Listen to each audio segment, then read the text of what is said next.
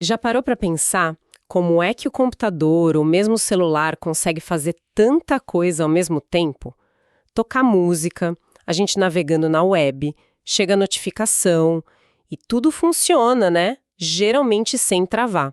Por trás dessa mágica toda tem um maestro invisível, um componente essencial que orquestra tudo isso. Bem-vindas e bem-vindos à nossa primeira análise aqui na série SEO Talk. Hoje a gente vai fundo nos conceitos básicos dos sistemas operacionais, os SEOs. A nossa ideia aqui é desmistificar um pouco o que é um SEO, por que ele é tão importante e quais são as ideias centrais por trás dele. Vamos tentar trazer clareza e, quem sabe, alguns fatos que fazem a gente pensar, nossa, então é assim? E para ajudar a gente a visualizar isso tudo, vamos usar uma analogia. Imagina um restaurante bem movimentado, sabe? O sistema operacional seria tipo toda a equipe e a organização que faz o lugar funcionar. Desde o maître que organiza as mesas, a cozinha lidando com vários pedidos diferentes, a comunicação, toda essa gestão. Ok, então vamos começar a desembrulhar isso aí. Para começar, o que exatamente é um sistema operacional? De forma bem simples, é uma camada de software.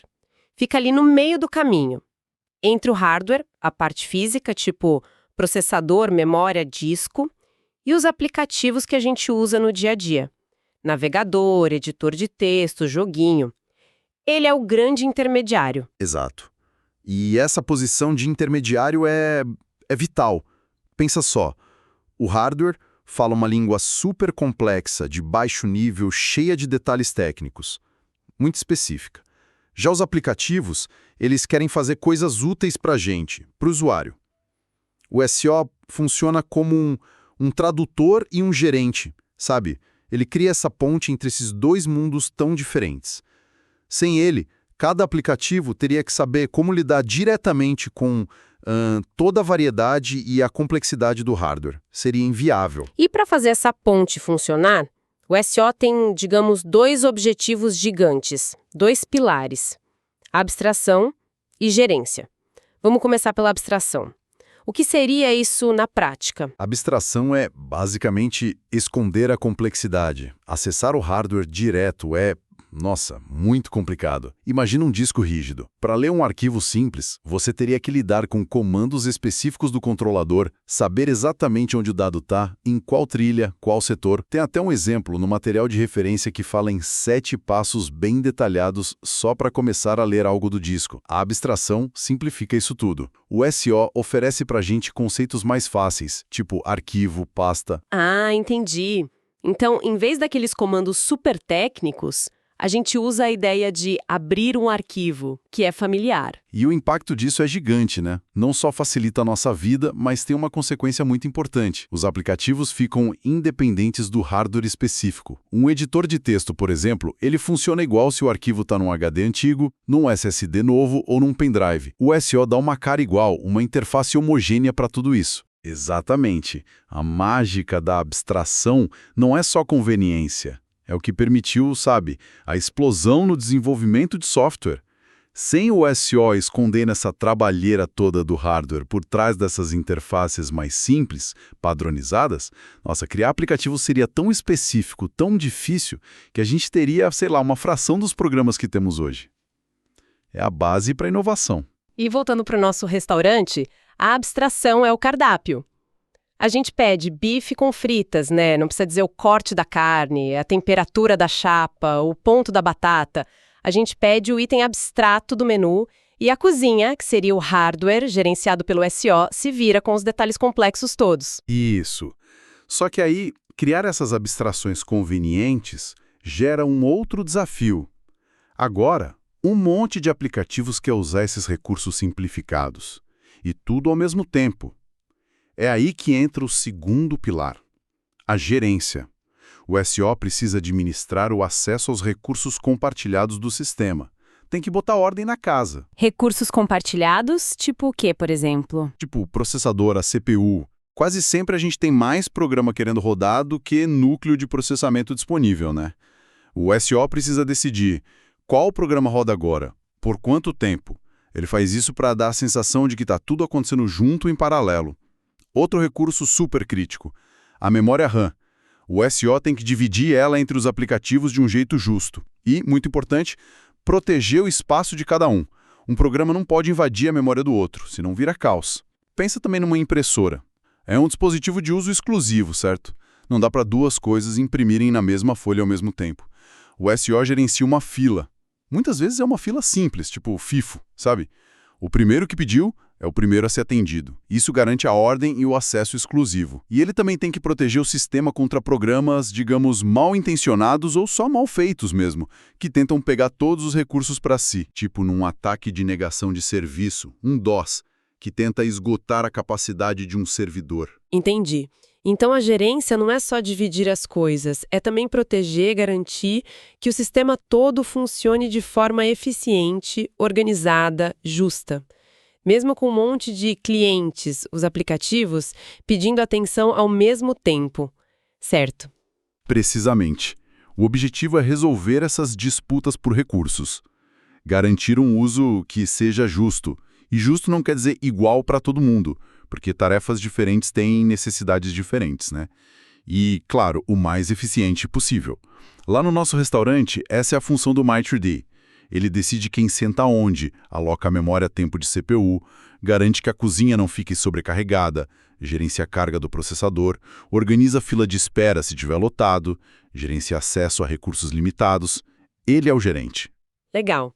Esses dois pilares, então, abstração e gerência, são a base de tudo. Mas como o SO faz isso na prática? Quais são as áreas de atuação dele para cumprir essas tarefas? Ele atua através de várias funcionalidades, que estão todas meio que interligadas, sabe? Uma das mais óbvias é a gerência do processador, ou de tarefas. É aqui que o ESO decide qual programa usa a CPU e fica trocando rapidamente entre eles. Isso chama troca de contexto, para criar aquela ilusão de que tudo roda ao mesmo tempo. Ele também cuida de prioridades, sincroniza tarefas que precisam conversar entre si. E a memória? A gente falou da importância de proteger o espaço de cada um. Sim, essa é a gerência de memória. É fundamental para a estabilidade. Para a segurança, ela isola os aplicativos uns dos outros e também do próprio SO. Além disso, ela usa técnicas como a memória virtual. Isso é interessante. Permite que os aplicativos usem, teoricamente, mais memória do que existe fisicamente na RAM. O SO usa o disco como uma extensão, uma área de respiro. E isso também abstrai os interesses físicos da memória. O programa não precisa saber onde ele está carregado exatamente. Facilita muito. E os periféricos todos? Teclado, mouse, placa de vídeo, rede. Como ele lida com essa variedade? Isso entra na gerência de dispositivos, ou de entrada e saída, ES. Cada dispositivo fala uma língua diferente, complexa. O SO lida com isso usando os drivers. Pensa no driver como um tradutor específico para cada peça de hardware. Ao mesmo tempo, ele tenta oferecer modelos abstratos que sejam comuns. Por exemplo, ele faz com que um pendrive, um HD interno, um disco na rede, pareçam, para os aplicativos, mais ou menos a mesma coisa. Um lugar onde dá para guardar blocos de dados. E em cima dessa gerência de dispositivos, imagino, vem a ideia de arquivos e pastas que a gente conhece. Exatamente. A gerência de arquivos usa a gerência de dispositivos como base para criar essa estrutura familiar. Arquivos com nome, organizados em pastas, diretórios. Ela define como criar, apagar, ler, escrever nesses arquivos. E é interessante notar como esse conceito de arquivo é poderoso em sistemas como o Unix ou Linux. Lá, ele é usado para representar não só dados no disco, mas também conexões de rede ou até para a gente poder ver informações do próprio SO lá dentro, naquelas pastas especiais como o PROC. É uma abstração muito forte. Falta uma coisa importante, né? Especialmente em sistemas com várias pessoas usando ou conectadas em rede. A segurança. Sim, fundamental.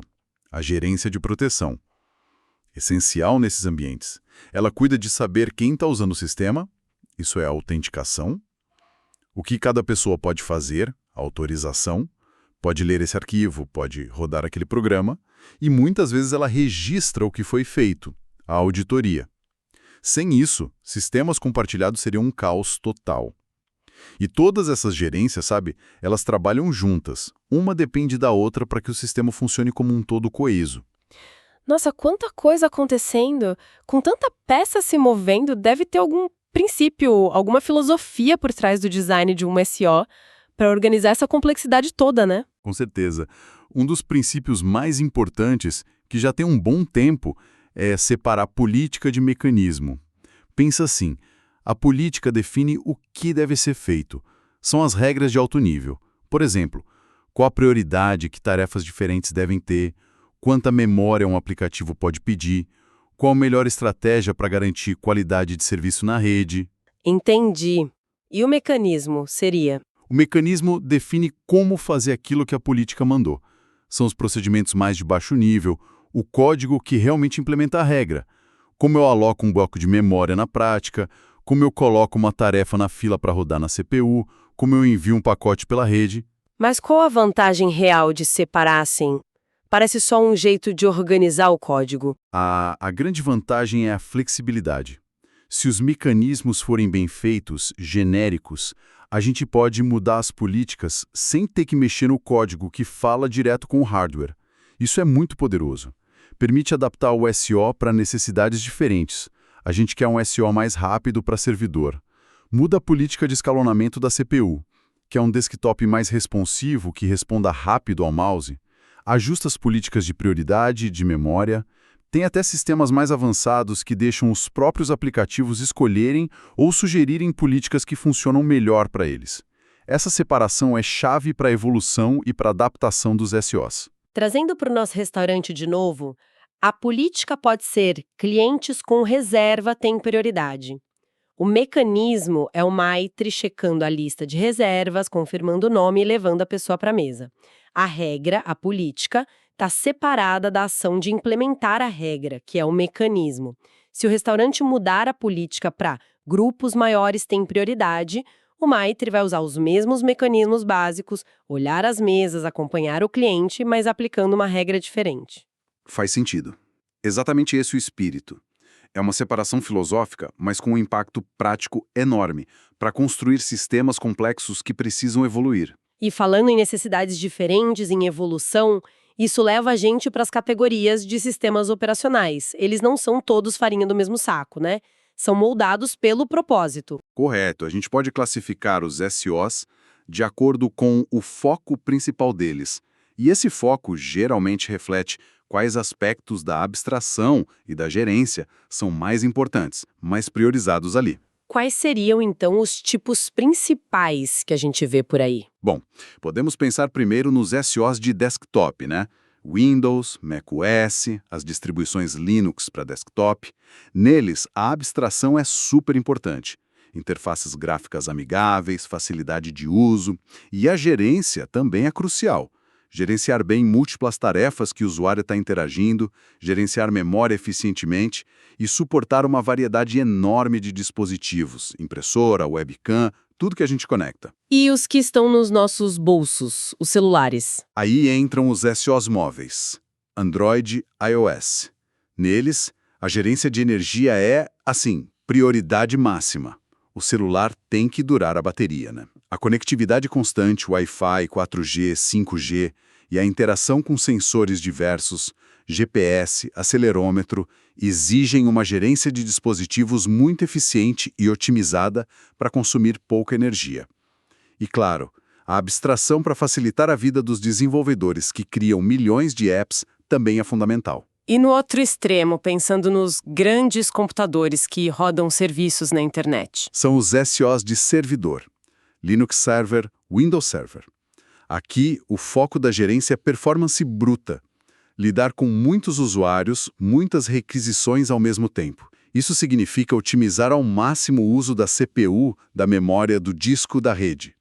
A proteção também é crítica, com múltiplos usuários acessando. E a abstração da interface gráfica, por exemplo, já não é tão prioritária quanto a performance e a estabilidade. E tem aquela categoria bem específica para sistemas que precisam de respostas no tempo certo, né? Não pode atravar.